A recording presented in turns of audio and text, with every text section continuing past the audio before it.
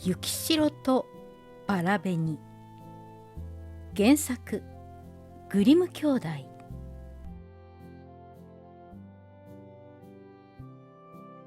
貧しいお母さんが2人の女の子と小さな小屋に住んでいました。庭には2本の小さいバラの木が生えていて、1本には白い花が咲き、もう1本には赤い花が咲きました。2人の子供はこの2本のバラに似ていました。1人は雪城、もう1人はバラ紅という名前でした。2人はそれは良い子でした。お祈りもよくするし、優しいし、よく働きました。ただ雪城はバラ紅よりおとなしく静かでした。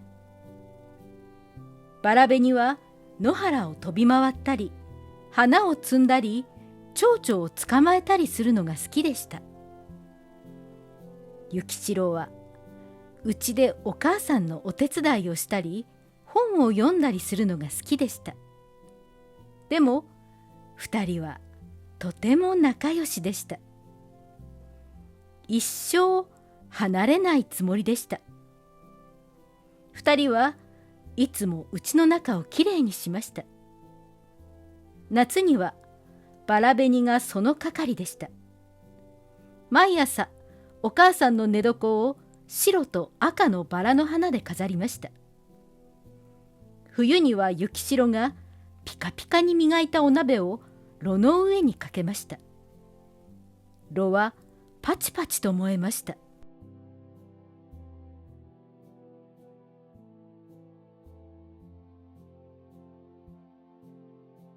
ある冬の夜のことでした。2人を炉のそばに寄せてお母さんが本を読んでやっていました。2人の女の子は糸を紡ぎながら聞きました。おや、その時、トントン、トントン。誰かが戸を叩いています。バラ紅や、早く開けておあげ。旅人が宿を探しているのだよ。とお母さんが言いました。バラ紅がかんぬきを外すとどうでしょう。太い黒い頭がニューッと入ってきました。バラ紅は、キャッ、熊だわと叫んで飛び抜きました。雪城はお母さんのベッドの後ろに隠れました。すると熊が言いました。怖がらなくてもいいよ。何にもしやしないんだから。ただ凍えそうに寒いので火に当たらせてほしいんだよ。お母さんが言いました。どうぞどうぞ。火のそばに寄って横におなりなさい。毛皮を焦がさないようにね。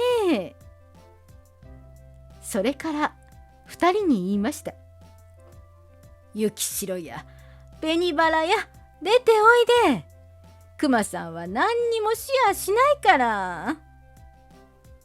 2人は出てきてそろそろと熊のそばに寄っていきました。するとだんだん熊が怖くなくなりました。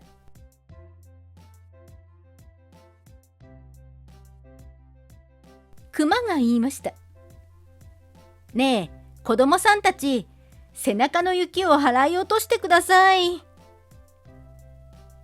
2人はほうきを持ってきて雪を払い、熊の毛皮をきれいにしてやりました。熊は火のそばに寝そべって気持ちよさそうにふーふーとうなっていました。そのうちに2人は面白がってこのごついお客さんにいたずらをし始めました。熊の毛皮をむしったり、背中に足を乗っけたり、熊をゴロゴロ転がしたりしました。しまいには木の枝を持ってきて熊をぶったりしました。うー。熊がうなると、二人は面白がって笑いました。熊は喜んでされるまんまになっていました。ただ、あんまりいたずらがひどくなると、熊は殺さないでおくれよと怒鳴ったりしました。そして歌でも歌うように言いました。ゆきしろちゃん、バラベニちゃん、そんなにぶったらあんたのお婿さん殺しちゃうよ。おやめったら、もうお寝なさい。お母さんに叱られて2人はベッドに行きました。熊が言いました。奥さん、ご親切ありがとう。では失礼します。いいえ、構いません。朝までゆっくりそこに寝てらっしゃい。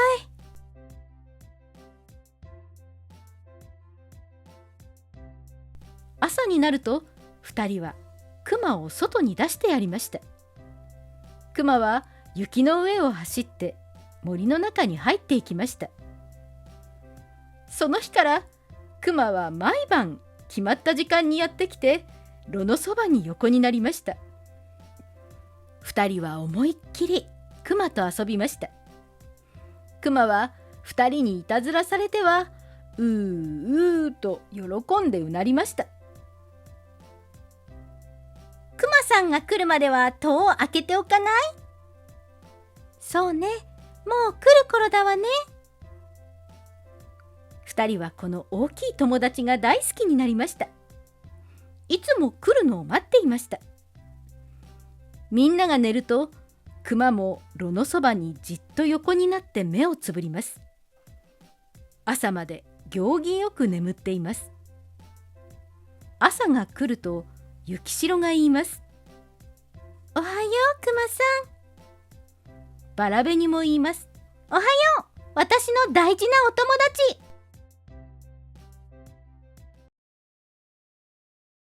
やがて春が来ました。森は美しい緑になりました。ある朝、熊はゆきしろに言いました。お世話になりました。もう私はさよならをしなくちゃなりません。もうさよならですって？熊さん、一体どこへ行くの？ゆきしろは驚いて聞きました。森へ帰るのです。私の宝物を悪い小人から守るためにね。え？それはどういうわけ？暖かくなるとね、凍りついた地面が溶けて地の底にいる小人が出てきて盗むんです。すると二度と宝物は出てこなくなるのです。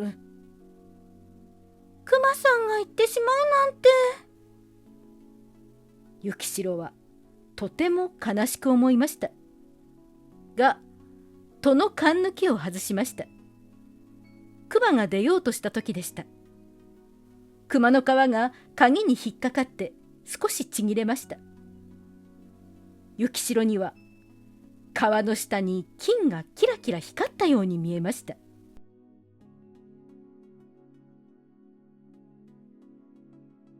ある日のこと、お母さんが言いました。ゆきしろやバラベニや、森へ行って木の枝を集めておいで、焚き木がいるからね。2人が森へ行くと、大きな木が地面に倒れています。すると、その木のそばで、草の間を妙なものがぴょんぴょん跳ねています。痛い痛い、畜生、ひげが。とうなっているのも聞こえてきました。近寄ってみると、しわだらけの年寄りの小人でした。生やしている長い長いひげの端が木の裂け目に挟まって困っているのです。あっちこっちと跳ね回るのですが、どうしてもひげが抜けません。小人は2人を見るとじろりとにらみつけてわめきました。なんだって棒のように突っ立ってるんだ。さっさと俺を助けてくれたらいいじゃないか、バカ者めが。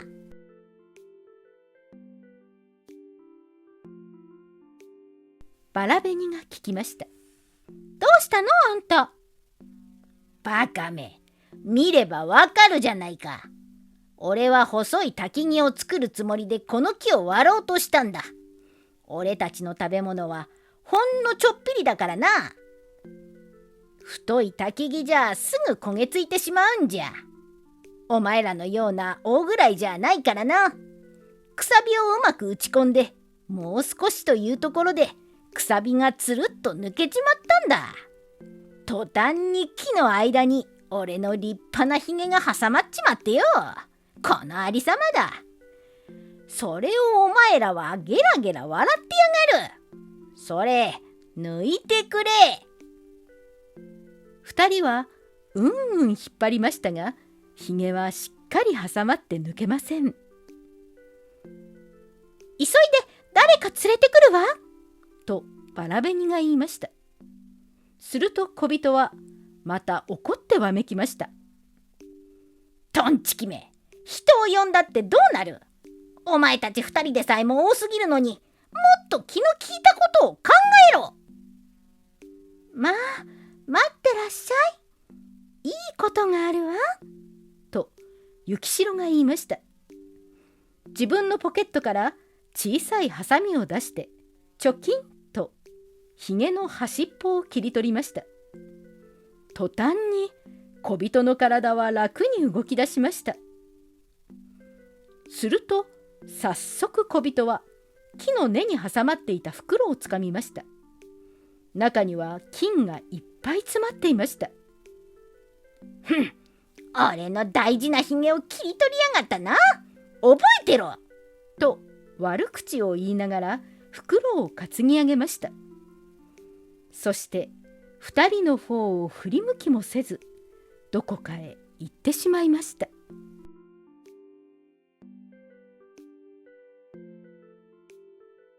それからしばらく経ったある日、雪代とバラ紅は川へ魚釣りに行きました。すると小川のそばで大きなバッタみたいなものがぴょんぴょん跳ねています。まるで水の中に飛び込もうとしているように見えます。あら、あれいつかの小人よ。あら、ほんと。バラ紅が近寄っていって聞きました。何してるのよ。まさか水の中に飛び込むんじゃないわね。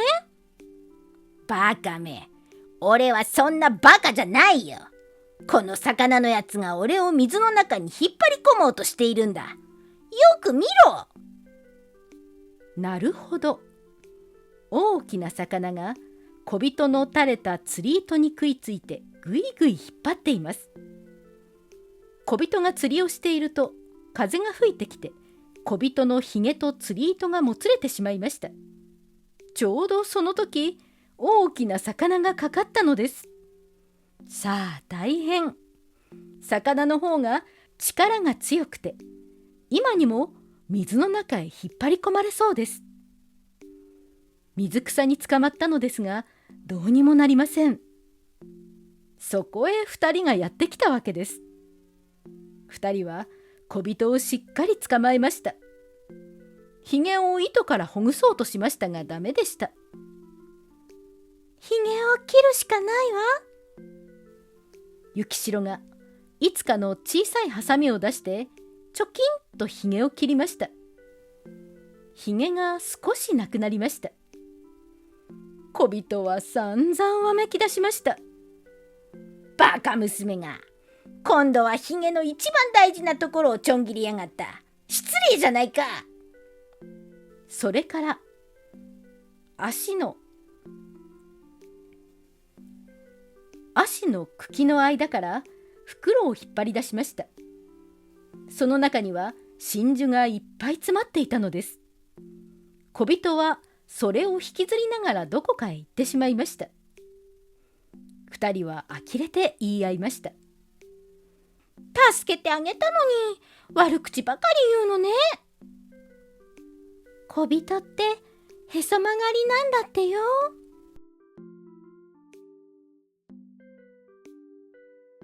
ある日、2人は町へお使いに行きました。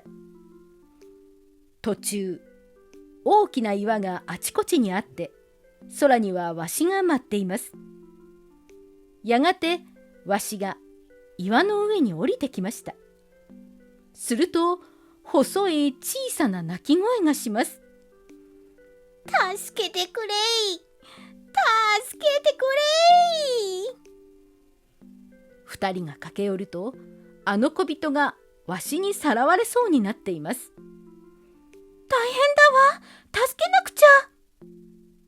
2人はしっかり小人を抑えました。小人を離しなさいよ。行きなさい、わし。2人は一生懸命わしと引っ張りっこしました。わしはとうとう小人を離しました。震え上がっていた小人は助けてもらうと散々憎まれ口を言い出しました。なぜもっと丁寧にやってくれなかったんだ。俺の上着が破けてしまったじゃないか、下手くそめが。言うだけ言うと、小人は袋を引き寄せました。そして岩の下の洞穴の中に滑り込みました。袋には宝石がいっぱい入っていたのです。ふふふ、いつも威張ってるわね。もう慣れちゃったわ。2人は笑いながらさっさと町へ行きました。町でお母さんに言いつかった用事を済ませて帰りかけました。やがてさっきの大きな岩があるところにやってきました。すると、美しいたくさんの宝石がキラキラと夕日を浴びて輝いているではありませんか。そしてそのそばには小人がじっと番をしていたのです。袋から宝石を出し、地面に広げて乾かしていたのでした。まあ、きれい。2人はじっと立ち止まって見とれてしまいました。小人は怒って怒鳴りました。さあさあ、行ったり行ったり。お前らには関係ない関係ない。ポカンと口を開けていないでさっさと行くんだ。その時でした。大きなうなり声が聞こえてきました。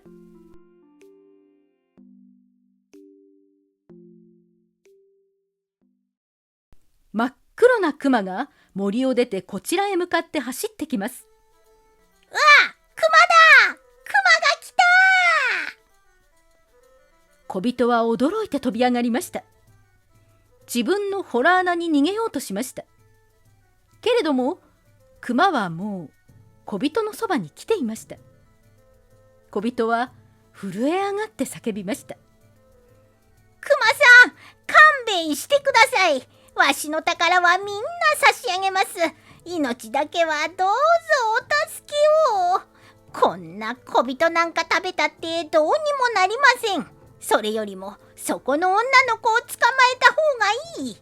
柔らかくておいしいですよ。食べるならどうぞあいつらを。けれどクマはこの悪者を殴りつけました。するとたった一打ちで小人は倒れました。女の子たちは飛んで逃げました。すると、ゆきしろちゃん、バラベニちゃん、僕だよ。2人は振り向きました。あら、いつかのクマさんね。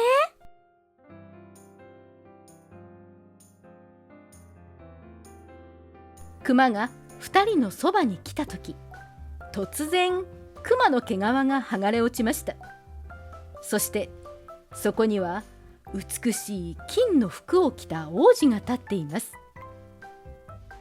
私は小人のまじないにかかってクマにされたのです。やがてゆきしろは王子と結婚し、バラベニは王子の弟と結婚しました。2人のお母さんも子供たちのそばで幸せに暮らしました。2本のバラの木はお城に移し植えられて、毎年白と赤の美しい花を咲かせました。うなえ川名康平役、正源寺春子文。